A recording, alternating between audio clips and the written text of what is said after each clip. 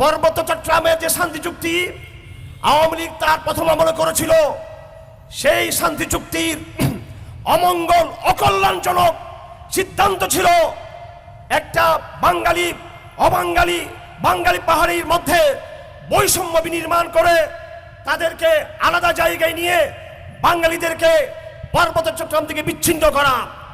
কিছুদিন আগে আমরা বাংলাদেশ সরকারের সেনাবাহিনীর সাথে কোন এক পর্যায়ে বসেছিলাম।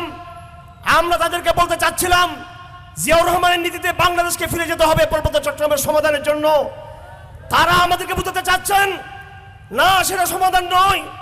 তারা বলতে চাচ্ছেন যে পার্বত্য তথাকথিত আদিবাসী, আদিবাসী শব্দ একটা গলত শব্দ। হাতি হলো এই দেশের আসল আদিবাসী মানুষ। মানব জাতির ইতিহাসে লেখা আছে চট্টগ্রামে কারা প্রথম এসেছিল।